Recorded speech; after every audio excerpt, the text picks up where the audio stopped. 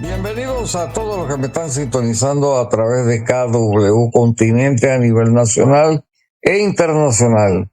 Estamos en su programa preferido y el de mayor audiencia en la franja de la tarde, de 12 a 6 de la tarde. Y también estamos en YouTube, en Spotify,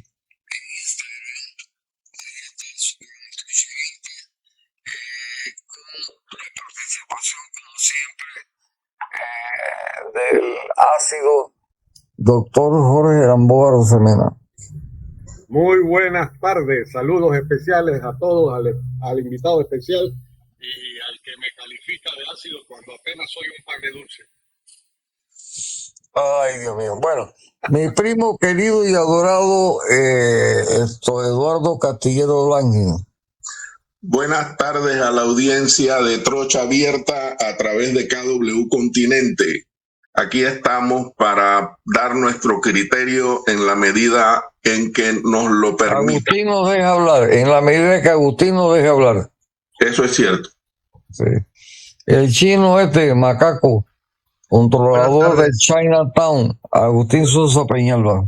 Buenas tardes, amigos oyentes de KW Continente, este prestigioso programa Trocha Abierta, dándole gracias a Dios porque hoy me da un día nuevo y un año nuevo. Hoy estamos de ¡Feliz paso. cumpleaños! Gracias a Dios.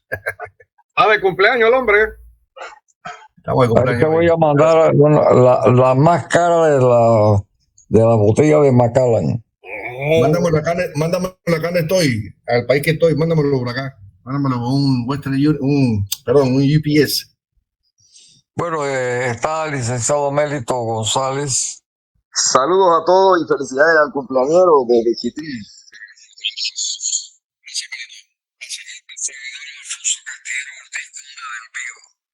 Y hoy tenemos invitado a una persona que yo considero amigo, tengo mucho aprecio por él, y es una figura política controversial para algunos y para otros no.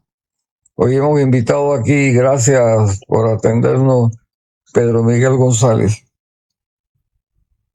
¿Qué tal, don Alfonso y a todo el panel? Buenos días y buenos días a toda la audiencia. Yo creo que se hace imprescindible tocar el tema que es la ultimitilla de la política. La renuncia de Martín a el PRD. ¿Cuál es tu opinión? Bueno, debo decir que de alguna manera me tomó por sorpresa. Yo pensé que algo como esto podía darse después del resultado de las elecciones, en caso de que Martín Torrijos no ganara las elecciones y la actual dirección del partido lo tomara como una excusa para la derrota del 5 de mayo. Entonces, le continuarían el proceso disciplinario y él, antes de expulsarlo, decidiría renunciar. Pero haberlo hecho ahora creo que tiene otro análisis. Aunque entramos ya en el terreno de la especulación, no creo que una decisión como esta se tome sin analizar todas las aristas. Por ejemplo, ¿cuánta gente dentro del PRD estaba dispuesta a apoyar a Martín Torrijos en su aspiración presidencial como un paso para poder retomar una conducción realmente torrijista en el PRD? ¿Y cuánta de esa gente que estaría dispuesta a apoyarlo a él ahora con la decisión que ha tomado todavía se mantiene con esa actitud? Habría que analizarlo. Creo que ellos deben haber hecho mediciones sobre este tema. Y también, bueno, ¿cuánta gente fuera del PRD no estaría dispuesta a apoyar a Martín precisamente por ser miembro del PRD? ¿Y cuánta de esa gente estaría dispuesta a apoyarlo en caso de que él dejara de ser miembro del partido? Creo que estas dos cosas, ¿cuánto gana él fuera del partido y cuánto pierde dentro del partido, que es un partido grande? Es un partido de casi 700.000 personas. Si sale a votar el 80%, estamos hablando de más de 500.000 de personas que salen a votar. Yo siempre he dicho que para que él tuviese algún chance de ganar la elección presidencial, no solamente necesita los votos afuera, necesita votos dentro del partido. Y si él lograba consolidar 50% o más de los votos dentro del partido, pues estaría en la pelea para competir con sus principales adversarios. Esto ellos deben haberlo medido, supongo, y creo que en la víspera de una del inicio de una campaña, este fin de semana arranca la campaña, haberlo hecho despeja del camino algunos flancos débiles que podía tener. Por allí se rumoraban posibles ataques de las campañas del señor Rux o de la campaña del señor Lombana. Si el señor Martinelli sale de la escena política, es muy difícil que José Raúl Mulino pueda capitalizar ese caudal de votos. ¿Hacia dónde se irían los votos que en este momento están apoyando al señor Martinelli? Obviamente Lombana y el señor Rux estarían centrando parte de su campaña en ataques a Martín Torrijos por su vinculación con el PRD. Creo que ahora, con esta decisión, se abordan esos posibles ataques de parte de la campaña de Lombana y del señor Rux para descalificar a Martín Torrijos. Así que bueno, ¿qué va a ocurrir? No lo sabemos. ¿Cuál va a ser el efecto de esta decisión? No lo sabemos. A los que somos miembros del partido y queremos rescatar la dirección del partido y contábamos con Martín Torrijos al interno del partido para poder hacer eso después de las elecciones, pues obviamente esto significa un golpe duro. Porque si en el caso de que el PRD no gane las elecciones, que es muy probable que eso ocurra el 5 de mayo, y que tampoco lo haga Martín Torrijos, entonces estaríamos ya idos del PRD ante una inminente fractura del partido, como ha ocurrido con otros grandes partidos en América Latina en el siglo XX. Y los grandes partidos de América Latina todos terminaron fraccionados precisamente por este tipo de disputas de liderazgos personales o por el desvío de estos partidos de sus principios originales, como es el caso del PRD. Entonces, aquí la apuesta es esa, pues, ver qué va a ocurrir el 5 de mayo y para el caso de los que somos miembros del PRD, redefinir un nuevo liderazgo que pueda ganar la confianza nuevamente de los panameños en el futuro con dirigentes distintos a los que tenemos en este momento.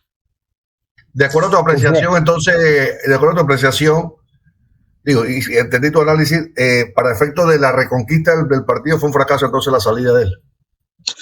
No, pienso, no tanto como un fracaso, ¿no? Pienso que pone las cosas más difíciles, no las pone cuesta arriba. Porque como también lo he dicho en otras entrevistas, un triunfo de Martín Torrijos en la presidencia habría obligado a la actual dirección del partido a entregarle las armas. Ahora, Pedro, habría sido un recambio en el liderazgo del partido casi que inmediato. Pero ahora, sin duda, costará mucho más trabajo el liderazgo torrijista del partido. Tú vas a mantener la batuta entonces. Pedro, si Martín Torrijos gana la presidencia y se reinscribe en el PRD, ¿piensas que los que hoy día son señalados voluntariamente se irían o esa gente tiene la piel de lagarto que aguantaría todos los embates que... Bueno, creo que si él tuviese ese interés, lo que veo hasta este momento es que muy probablemente él ya no tenga ese interés. Porque sería mucho más fácil en todo caso, y vaya, independientemente del resultado de las elecciones, gane o pierda, crear una nueva organización política para alguien que va a tener un caudal importante de votos en esta elección va a ser relativamente fácil. Y pudieran pensar muchos de ellos, ¿para qué vamos a contaminarnos con gente que está totalmente desacreditada? Así que ellos pudieran, como ha ocurrido, bueno, te pongo los ejemplos, pues ¿qué ocurrió, por ejemplo, en Dominicana, con el Partido de la Revolución Dominicana, cuando se creó el Partido Revolucionario Moderno por el expresidente Hipólito Mejía? Ese es el partido que está gobernando hoy en República Dominicana con el presidente Abinader. Y el PRD dominicano ha quedado reducido a su mínima expresión. Muchos de los dirigentes del PRD han terminado siendo miembros del Partido Revolucionario Moderno. Solo por mencionarte un ejemplo, pero pudiéramos hablar también de lo que ocurrió en México con el Partido Revolucionario Institucional, que gobernó 70 años continuos en México, que regresó después de 12 años al poder, pero puso al prototipo del liderazgo político de la oligarquía mexicana en el poder con el señor Peña Nieto y terminaron sepultándose políticamente y reduciéndose ahora una escisión de ese partido en la que gobierna con López Obrador. Por mencionarte solo dos ejemplos, pero así ha ocurrido desde el justicialismo argentino, el peronismo argentino y de otros partidos grandes como el APRA en el Perú, que han quedado reducidos a su mínima expresión y no son opción de poder, en el caso particular del Perú, no son opción de poder, precisamente por haberse desviado muchos de nuestros gobiernos en América Latina, gobiernos que debieron ser gobiernos progresistas, terminaron plegándose a las políticas neoliberales y terminaron siendo objeto de este modelo corrupto que genera corrupción en todas las organizaciones políticas, sobre todo cuando están en el poder. Entonces, el PRD no ha sido la excepción a esa situación. Y nos pone las cosas a nosotros sin duda cuesta arriba, a los que tenemos el interés de redireccionar el partido a partir del resultado del 5 de mayo. Yo diría que habría que ver también quién es el que queda o qué grupo político queda dirigiendo el Ejecutivo, porque sí, desde mi óptica, el señor Vinicio Robinson y el señor Pineda salen de nuevo de diputados, teniendo entonces buena parte del músculo que han logrado tener en los últimos tiempos. Y eso les dificultaría también a los que pretenden rescatar el PRD, porque estos dos señores seguirían teniendo capacidad para lograr. Entonces, hay mucha agua que pase todavía bajo el puente para ver qué es lo que va a pasar, pero definitivamente que yo sí siento que el PRD está en una encrucijada que lo va a reducir y en los próximos tiempos deben salir grupos nuevos políticos, tal vez del mismo PRD interno, que se reorganicen, pero ya no van a tener esa pujanza que tuvieron en los años, sobre todo en los últimos 3 años, 3 periodos, que a pesar de que no ganaban la presidencia de la República, mantenían los gobiernos locales y la asamblea bastante controlada. Ahora yo creo que sí van a declinar en esos aspectos y dando oportunidad, sí, a que se refresque el escenario político nacional, porque sí, la política hace que haya una compulsión a los egos y los egos llevan a la corrupción.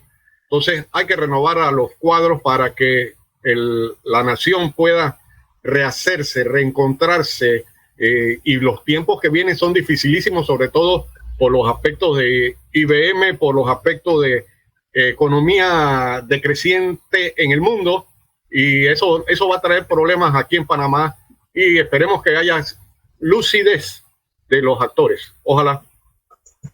Sí, bueno, ese análisis suyo es una posibilidad, ¿no? Sin duda, es una posibilidad. Y creo que también coincido en que va a depender mucho de quién gane la presidencia de la República. Independientemente de que Martín se haya ido del PRD, si él gana, sería mucho más factible que una corriente genuinamente torrijista retome el liderazgo del partido, independientemente del respaldo directo que pudiéramos tener del gobierno, ¿no? Lo digo es por la no vinculación de ese liderazgo con el liderazgo actual del PRD. Sin embargo, si otra de las propuestas surge, y como quiera que va a ser muy difícil que quien gane tenga mayoría en la Asamblea Nacional por su propia cuenta, se tendrán que hacer alianzas. Y para eso se ha venido preparando la expresión de Vinicio Robinson, sin duda. Ellos lo hicieron muy bien durante el gobierno de Ricardo Martinelli, se plegaron totalmente. Martinelli logró arrodillarlo, asfixiarlo económicamente primero y después someterlo.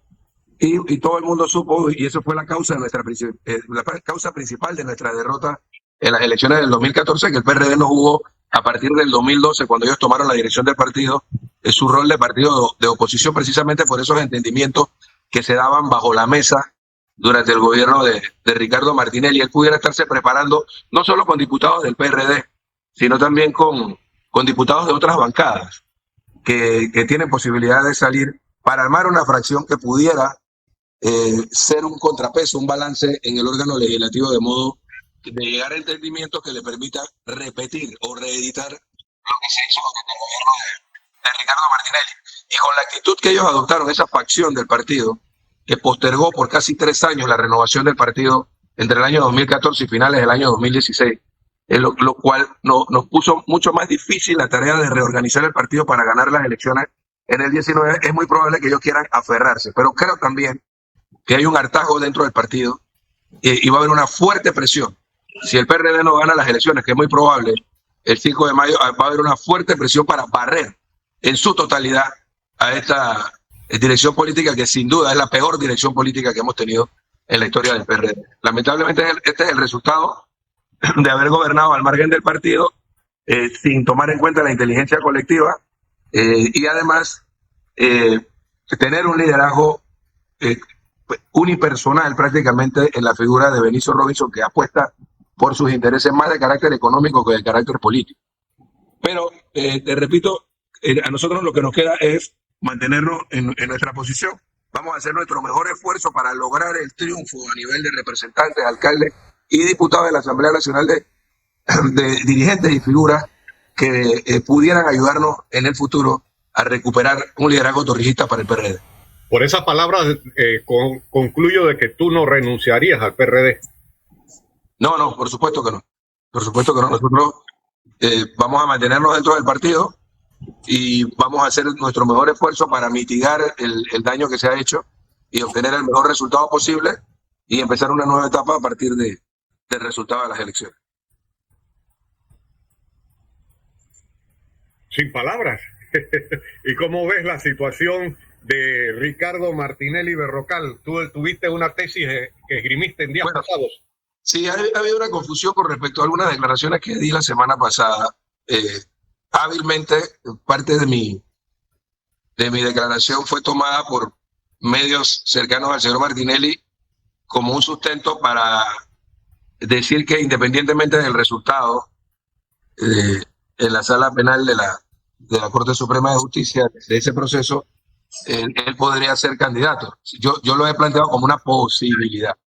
No es que pienso que una condena en firme, una sentencia ejecutoriada de 5 o más años de prisión no le inhabilite. Yo no estoy planteando eso. Yo lo que estoy planteando es que más allá de ese resultado habrá que ver la decisión que toman los magistrados del Tribunal Electoral, porque ya en el pasado a personas procesadas, incluso con sentenciadas, se les permitió correr. Ahora, hay una norma nueva en la Constitución, que es el artículo 180, que lo inhabilitaría. Sin embargo, hay que ver la interpretación que le den los magistrados, porque tengo la información de que a ese nivel existe la discusión de si un fallo en la esfera penal pudiera tener efectos retroactivos de haberse perfeccionado la postulación, haber quedado en firme la postulación de él como candidato a presidente. Eso ellos tendrán que decidirlo. Lo que he querido es que los panameños no solamente estén pendientes de lo que va a ocurrir en el órgano judicial, en la Corte Suprema, en la sala penal, si se admite o no se admite, si se falla el fondo a favor o en contra, si se le inhabilita o no, sino que más allá de eso, está la decisión de los 3 magistrados del Tribunal Electoral, y que el foco de atención de la sociedad debe también centrarse en la decisión de los 3 magistrados del Tribunal Electoral, para que no nos tome por sorpresa el hecho de que, aún siendo condenado, aún con esa sentencia en firme ejecutoriada, se pueda tomar la decisión de que sea candidato, aunque no pueda tomar posesión del cargo. Que porque sé que es una tesis que se está discutiendo a ese nivel en el Tribunal Electoral. Perdón, Pedro. Bueno, es que el artículo de la Constitución dice claramente no podrá ser elegido. Y te explico, te lo digo porque no dice no podrá ser postulado, no dice una vez postulado será sacado, no, dice no podrá ser elegido, y la elección se da es el 5 de mayo. Por lo tanto, no veo... de acuerdo. Es que coincido con ese criterio totalmente. Pero cuando yo estoy planteando esto públicamente, es porque sé que existe la posibilidad de que incluso mencionando precedentes anteriores, se le deje ser candidato. Fíjate, no ser presidente, sino ser candidato. Yo coincido contigo, el artículo es categórico: si no pueden ser elegidos, no puede ser candidato. Eso es, pero la decisión, acuérdate, quien interpreta la Constitución es la Corte. Es la Corte Suprema de Justicia. Entonces, frente a una decisión del Tribunal Electoral de dejarlo correr, por ejemplo, porque este fallo no puede surtir efecto de forma retroactiva y él ya es candidato, entonces correspondería interponer un recurso, imagínate, una acción que es lo único que cabe contra las decisiones del Tribunal Electoral, una acción de inconstitucionalidad ante el Pleno de la Corte y la Corte tendría que fallar en tiempo récord. Pues sería un nuevo proceso, ya no sería el tema penal, sino un tema de constitucionalidad. Entonces, yo lo que he querido hacer con mis declaraciones es trasladarnos el foco de atención que tenemos hoy sobre la Corte Suprema de Justicia hacia el Tribunal Electoral para que no nos tomen por sorpresa. Sí, lo que pasa es que el Tribunal Electoral, tengo entendido, lo ha dicho ya Osman Valdés, que una vez ellos tengan el fallo en firme, lo van a sacar de la lista. Y segundo, ya le cabe, entonces le correspondería... Yo no sé dónde lo han dicho, o sea, me gustaría que me digan, porque yo la información que tengo, y de muy buena fuente, es que hay algunos a ese nivel, considerando la posibilidad de lo que yo estoy mencionando. Si no, yo no lo estaría diciendo por ejemplo. Ok, bueno, tenemos también el caso de que acaba de salir a la Corte la advertencia de inconstitucionalidad. Bueno, y tú te acuerdas cuando hace un par de años atrás el Pleno del Tribunal Electoral emitió un fallo que después la Corte catalogó de inconstitucional en cuanto al principio de especialidad en uno de los procesos. ¿Te acuerdas? Bueno. Sí, le han dado un par de fallos ahí donde la Corte ha... No, falló en el propio tribunal, porque es que la Constitución lo dice. O sea, la potestad privativa de interpretar las normas electorales es el Tribunal Electoral. Ahora, solo cabe contra sus decisiones la acción de inconstitucionalidad. Y eso fue lo que ocurrió en uno de los casos penales del señor Martinelli cuando se trató el concepto del principio de especialidad. En otras palabras, entonces significa... Tú y Mélito son abogados. El licenciado Pérez esta semana en el programa dijo que el plazo para que Martinelli no pudiera participar en la elección venció el 31 de diciembre de 2023. ¿Cuál es tu criterio sobre ese punto? Bueno, he hablado con otros abogados cercanos a esa campaña y ellos hablan de la fecha del 11 de enero, que fue publicado ya en el boletín electoral el listado completo de todos los candidatos, de toda la oferta electoral, el 11 de enero de 2024. Y que, bueno, como quiera que no se interpuso ninguna impugnación, se venció el término y ya esa candidatura está en firme. Yo soy del criterio de que hay una norma jerárquicamente superior, que es la norma constitucional, el artículo 180 de la Constitución, que es categórica. Pero te repito, la discusión en el fondo, desde el punto de vista jurídico, se va a dar de si este fallo surte efecto de forma retroactiva y no solo a futuro. Entonces, habría en el tribunal, el asunto queda en el tribunal al final. Mira, yo pienso que en la medida en que el Tribunal Electoral sienta la presión de la sociedad, ellos van a fallar en derecho y no se van a salir con algo parecido a lo que ocurrió en ocasión anterior. En otras palabras, entonces, lo que yo puedo entender, incluso estoy entendiendo las palabras de Martinelli, cuando él dice que el próximo presidente va a ser José Raúl Molino. José Raúl Molino, es precisamente lo que tú estás diciendo, creo que lo he entendido así. Él podrá correr en la candidatura, pero si él llega a ganar, él no puede ser candidato de acuerdo al artículo 180. No. Él realmente, o sea, si lo interpretas correctamente, él no debe ser candidato. No debe ser candidato porque si no puede ser elegido, no puede ser candidato.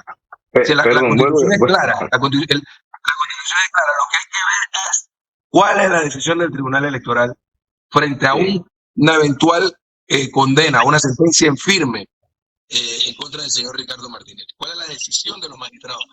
¿Lo sacan de la boleta o no lo sacan de la boleta? ¿Lo dejan correr o no lo dejan correr? Si él está inhabilitado para ejercer funciones públicas, bueno, acuérdate que en el pasado ha ocurrido.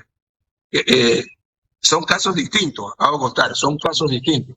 Pero en el caso, por ejemplo, de la señora Mayín Correa, ella no pudo tomar posesión del cargo, a pesar de que había sido electa alcaldesa, sino hasta que fue reducida su sentencia. Porque ella estaba inhabilitada por un año, pero después el doctor Pérez Valladares la indultó o le redujo la sentencia a algunos meses y pudo tomar posesión creo que 5 o 6 meses después de haber iniciado el periodo constitucional. Bueno, ahora él está inhabilitado, estaría inhabilitado en ese escenario, pero habría sido candidato si el Tribunal Electoral decide que se mantiene en la boleta.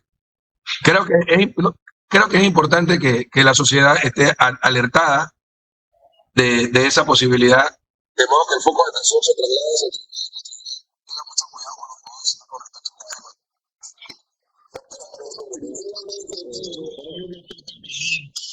Porque Osman Valdés en estos días dijo que estaban reteniendo la impresión de las boletas, o sea que ellos allá adentro tiene que estar la caldera a todo vapor.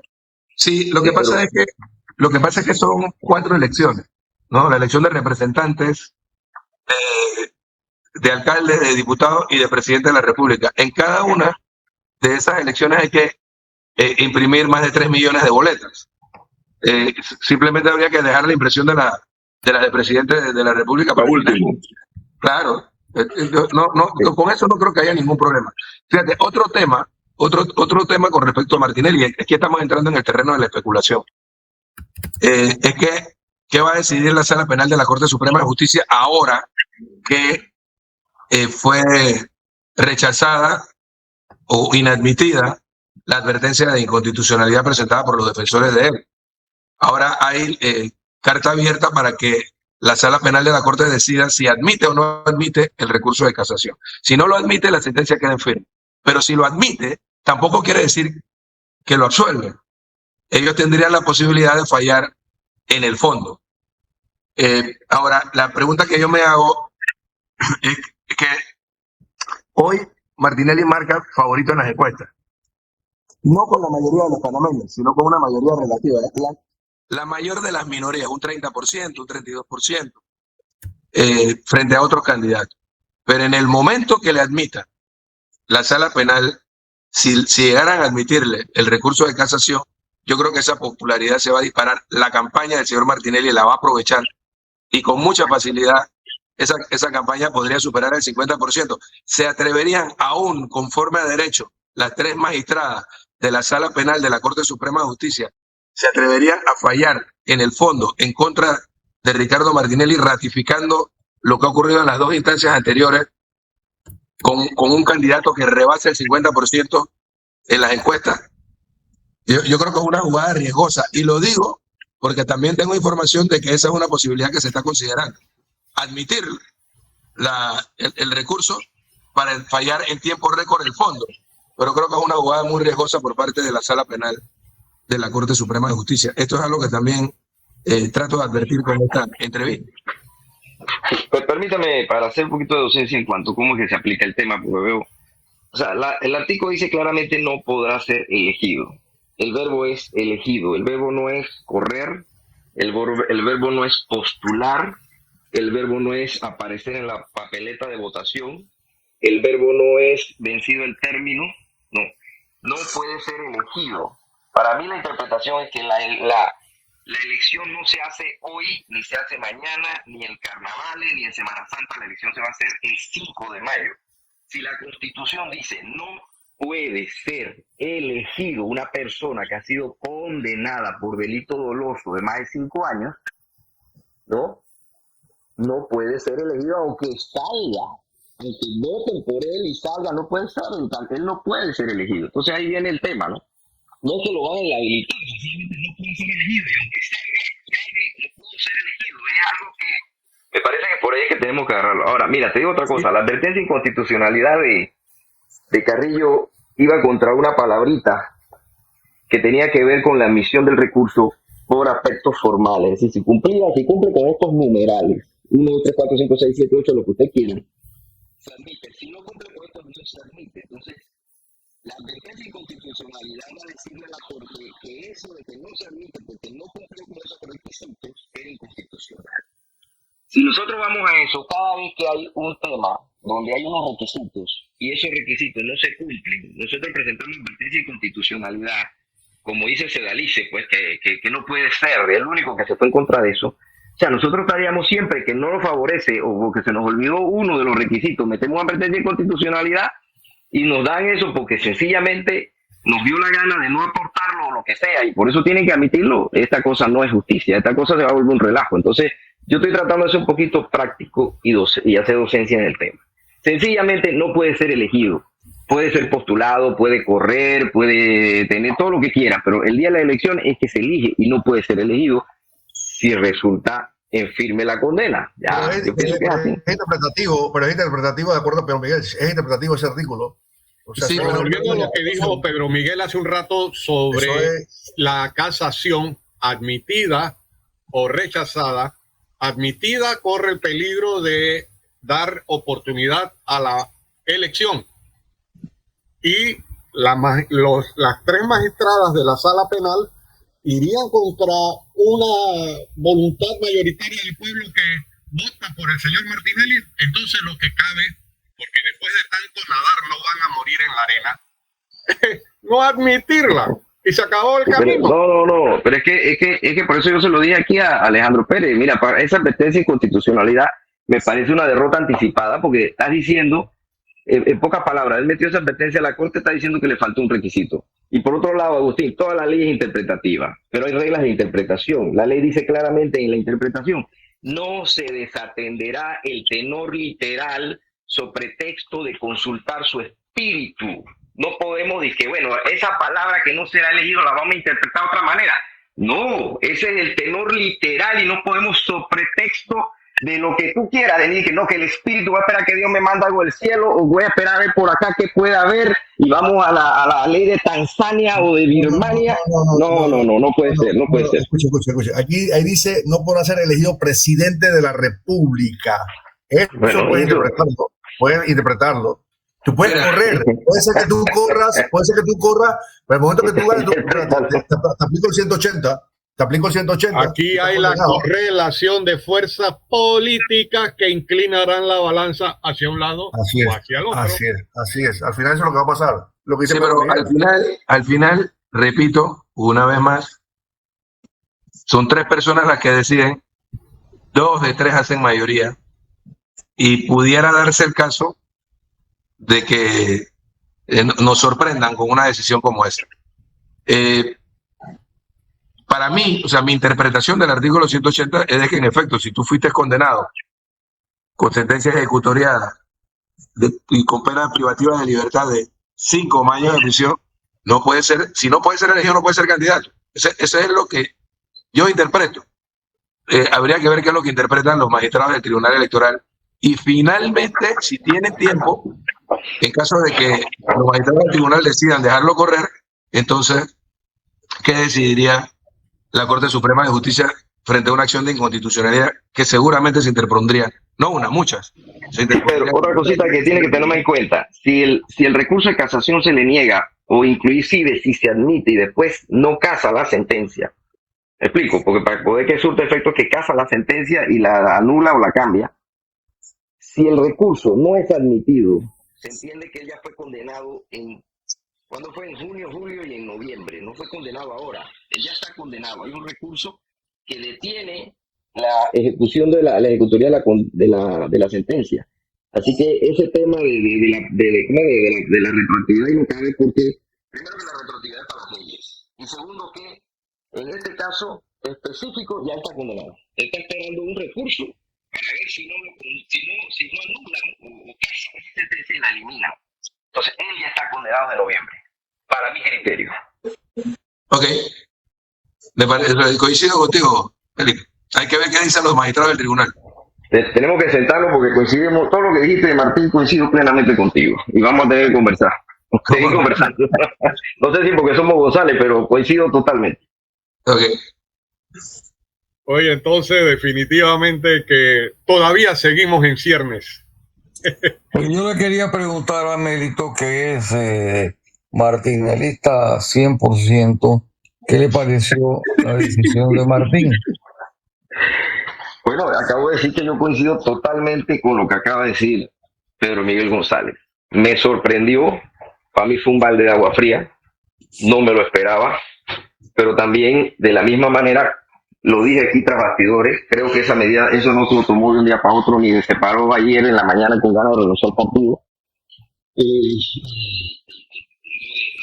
del pueblo es consultar y medidas, estuvo midiendo las intenciones del voto, me parece que es lo más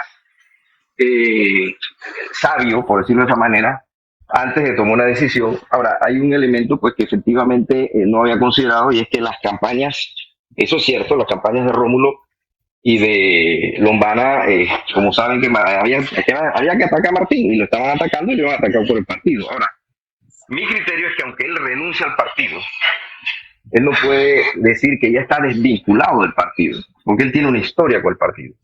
Pero bueno, si quieren utilizar su membresía y su parte del partido para involucrarlo en todo lo que está pasando hoy día, o lo que ha pasado con otros gobiernos, bueno, eso es una situación que el electorado tenía que sopesar.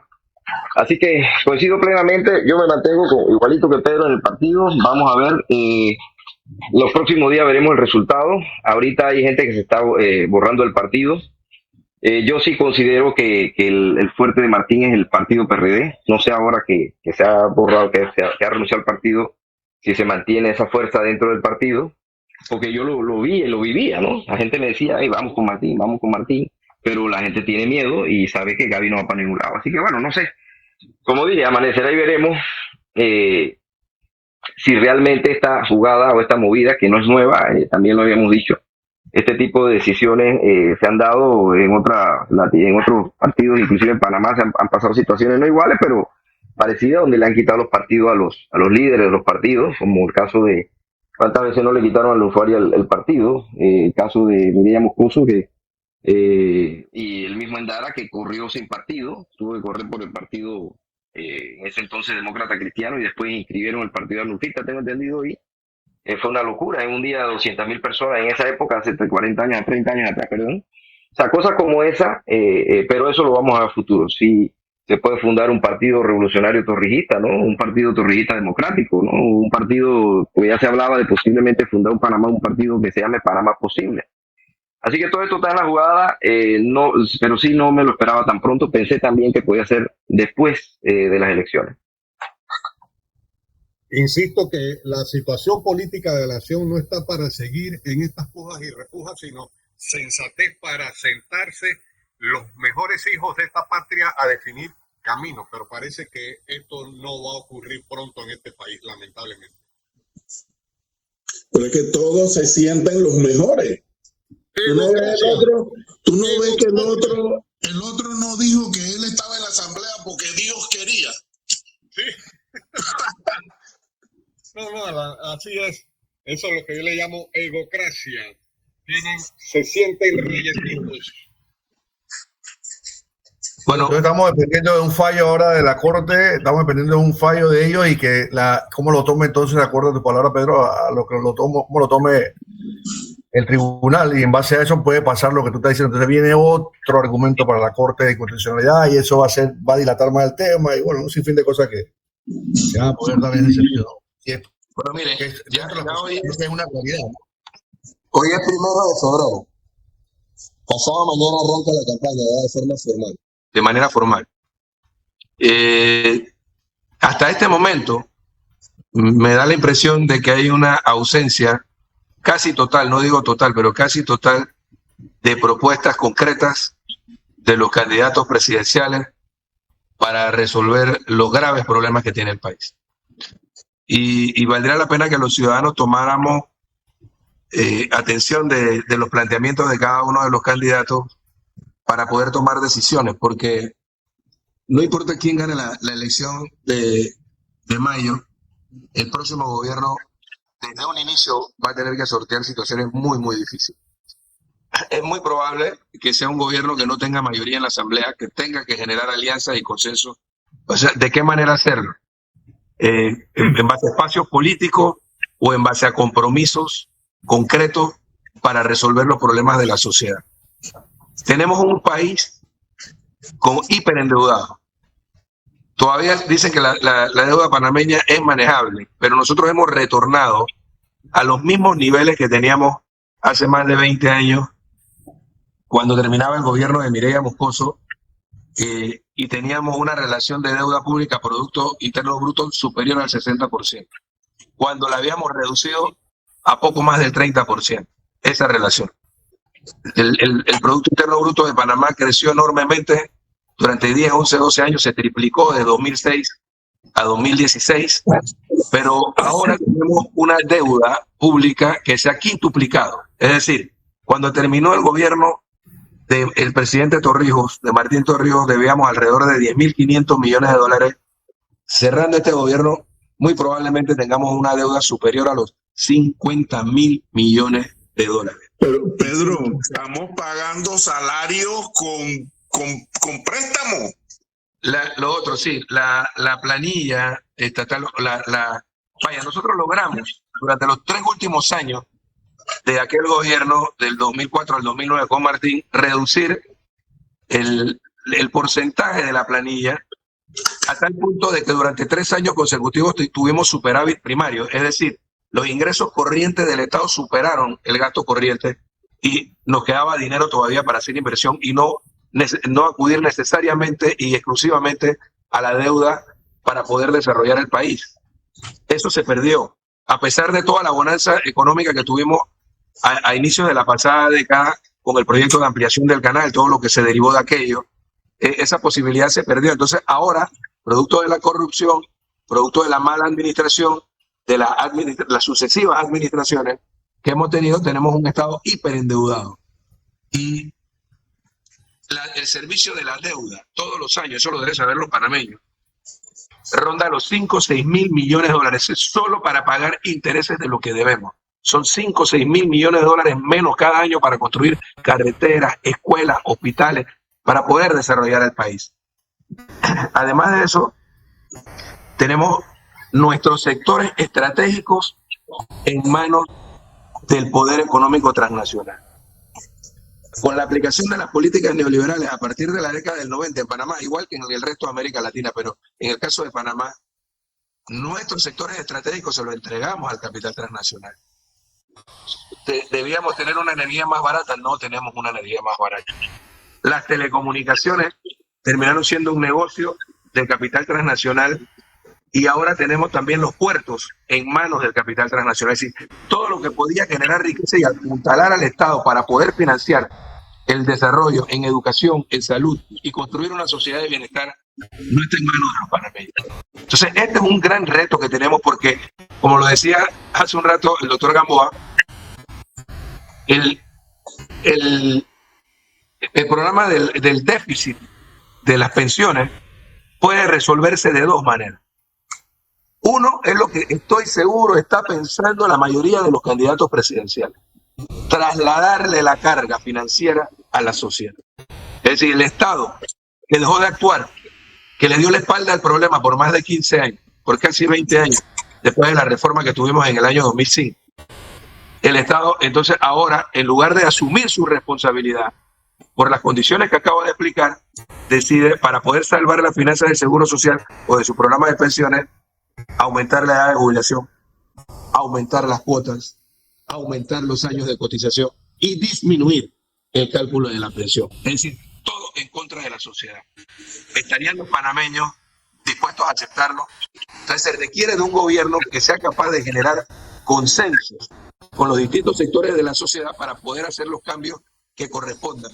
Y el Estado debe jugar su rol. Y para que el Estado pueda jugar su rol, debe ser fortalecido financieramente. Otro de los aspectos que no se toca, gobierno tras gobierno, por los intereses creados, por ejemplo, es el tema de la evasión fiscal. En Panamá se ha calculado la evasión fiscal año tras año entre 6 y 8 mil millones de dólares por año. Si nosotros lográramos reducir la evasión fiscal y pudiésemos fortalecer la finanza, no para que sea despilfarrada con contratos con sobreprecio y en corrupción, sino para poder desarrollar el país, entonces pudiéramos conseguir avanzar en nuestras metas. Pero para eso se necesita un gobierno que tenga luces claras, que tenga un horizonte claro de hacia dónde llevar el país y pueda generar propuestas que conciten el respaldo de los distintos sectores de la sociedad. Eso debemos verlo. Nosotros debemos exigirle a los candidatos presidenciales que hagan sus planteamientos sobre estos temas para poder tomar una decisión. ¿Hay alguno, de acuerdo a tu criterio, que tenga esa luz larga o más o menos larga para poder lograr ese objetivo? Sí, yo creo que hay candidatos en la escena que no necesariamente tienen el mayor respaldo. En el caso de, por ejemplo, la profesora Maribel Gordón ha hecho planteamientos muy serios respecto a temas como los que yo estoy planteando. Podemos tener algunas coincidencias conceptuales, pero bueno, es muy poco probable que ella logre el respaldo.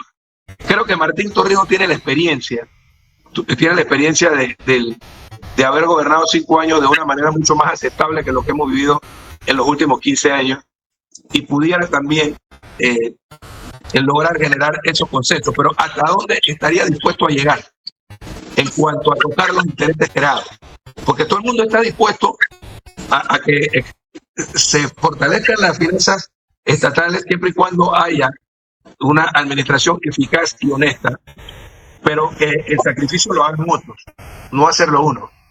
Entonces cada sector tiene su nicho y nadie quiere que le toque sus intereses. Lo que pasa, nosotros, los panameños, somos los dueños de las concesiones, o sea, los que tenemos la capacidad de concesionar energía, de concesionar puertos, de concesionar telecomunicaciones, de concesionar la explotación de nuestros recursos minerales, somos los panameños, el Estado panameño. Pero lamentablemente, gobierno tras gobierno, lo que hemos hecho es entregarle esa facultad. Y hoy, debo decirlo, sí, recuperamos la soberanía sobre el canal. Y el canal nos aporta, qué sé yo, 2.500 millones de dólares al año al presupuesto. En un solo año mucho más de lo que recibimos, mucho más de lo que recibimos durante todo el periodo de Estados Unidos. Pero el resto de nuestra riqueza la cedimos, nuestra soberanía sobre nuestra riqueza se la cedimos a Camila. Yo pienso, Pedro Miguel, que el desastre que está el Estado panameño está tan golpeado, que aquí lo que cabe para el próximo gobierno es un gobierno de unidad nacional, porque la imposición no va a llevar al consenso, y aquí hay que hacer un gobierno, quien gane, unidad nacional, porque para entonces sentarnos a todos los gremios de todas las áreas y decir, este es el plan que debemos trazar todos. Porque si vamos a venir con imposición, porque hay que rescatar y salvar, por ejemplo, lo que tú acabas de decir, el Seguro Social, se va a volver un caos en unos meses este país nuevamente. Mira, yo quisiera... Si no se maneja bien la coyuntura que viene, a inicio del próximo gobierno, lo que podemos vivir es mucho peor, pero mucho peor que lo que vivimos en julio del 22 o en octubre, noviembre del 23. Se hace imperante el retorno de la planificación a este país. Mira lo que ocurre ayer. Aplaudimos el restablecimiento del Juan Demóstenes Arosemena, pero hacer eso para que nada más 7,000 personas puedan usar ese estadio o visitar el estadio contra las 14,000 que lo hicimos 40, 50 años atrás, eso me parece que eso no tiene sentido. Nosotros no podemos volver a hacer mini proyectos cuando ya somos 4 millones. Sí. Planificación, como dijiste. Yo pienso que en todos los aspectos ahí la planificación es necesaria. En buena medida el problema que tenemos con el agua potable se debe a eso. Yo vi, por ejemplo, cómo durante el gobierno de Martín Torrijos construimos casi todas las calles de Santiago. Pero unos años después, durante el gobierno de Ricardo Martinelli, las rompimos todas para hacer el alcantarillado. Es decir, falta de comunicación, falta de planificación, despilfarro de recursos. O sea, la construcción, o sea, si no hay una planificación urbana, entonces es muy difícil hacer eficaz la distribución del agua potable, por ejemplo.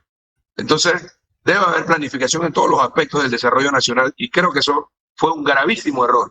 Y ese fue otro de los errores a raíz de la imposición de los organismos financieros internacionales. Es decir, cuando se creó el Ministerio de Economía y Finanzas, fusionando el antiguo Ministerio de Planificación y Política Económica con el de Hacienda y Tesoro, se cometió un grave error al desaparecer el concepto de planificación estatal, que creo que es necesario retomar.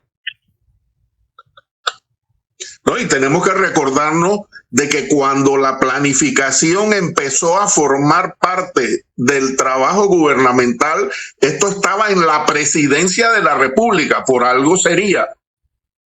Allá nació. Sí, era una dirección del ministerio. Posteriormente. El tema que yo veo aquí también mucho es que no hay continuidad, como tú acabas de decir. Ustedes reconstruyeron todas las calles de Santiago, otro lo desbarató. Entonces, el tema es ese, evidentemente que la planificación, pero no es la continuidad de gobierno, porque si nos vamos a comparar con el gobierno de Varela en vez de seguir con las obras que se necesitaban, caso muy particular que lo llegué a mirar, fue el hospital que está ahí entre Chitré y Los Santos, el Rey de Los Santos, se paralizó esa obra por el simple hecho de que no me dio la gana que a él se lleve el galardón, y ese es el punto que muchas veces nosotros tenemos en los gobiernos. Yo no quiero que él se lleve el galardón que yo tengo que hacer, porque tengo que buscar el galardón mío para poder lograr una reelección en lo que sea, diputado, presidente, alcalde. Entonces, el problema es ese, que aquí no pensamos en nación en función de lo que se debe desarrollar en continuación de los diferentes gobiernos, sino que simplemente o paralizamos, o removemos, o no lo hacemos. Agustín, la ñañequería más grande que nos ha tocado ver es la ciudad de la salud. Porque no se llamara Ricardo Martinelli, en memoria del papá, nos está costando $1.000 millones más. Entonces, ¿hasta cuándo nosotros vamos a tener esta recua de imbéciles tomando decisiones? Es ahí donde radica todo. El tema es eso. Yo no me quiero. Ahora, ¿quién se quiere galardonar algo que no le pertenece? Porque al final de cuentas es del país. No es Ricardo Martinelli, no es este gobierno, pero este gobierno se está queriendo ganar el título que yo hice algo que te dejó muerto. No, es que no se trata que yo hice, esa es tu responsabilidad gubernamental. Tú estás en un gobierno, en un estado, y eres el gobernante, es para que tú hagas cosas, no es para que yo me pueda galardonar o decir, es que ellos no lo hicieron, yo no te voy a decir, no, es que no, entonces, ¿para qué te metes a una contienda si tú vas a estar criticando? Si aquí no se trata de crítica, aquí hay que ver qué vamos a hacer mañana, después del 5 de mayo, qué gobierno va a entrar y qué decisiones va a tomar, porque este país, si no se salva este quinquenio, aquí va a haber un desastre, y tú lo acabas de decir, Pedro Miguel, tú lo acabas de decir, si aquí no se toma la medida necesaria, va a ser peor que estos cierres de noviembre, mucho peor. Entonces aquí tienen que haber un gobierno que decir, ¿sabes qué? Yo venía con unos intereses políticos, bueno, tengo que desistir de intereses políticos, económicos, lo que sea, yo voy a pensar en el país, vamos a retomar los puertos, vamos a retomar el tema de la minería, todo este tipo de situaciones. Mira solamente el candidato oficialista, no ha entendido que el pueblo dijo no y todavía está insistiendo que él quiere hacer un referéndum para ver si podemos lograr nacionalizar algo que es nuestro. No tenemos que nacionalizar algo que no nos pertenece, es nuestro. Y entonces todavía se sigue con la campaña esa.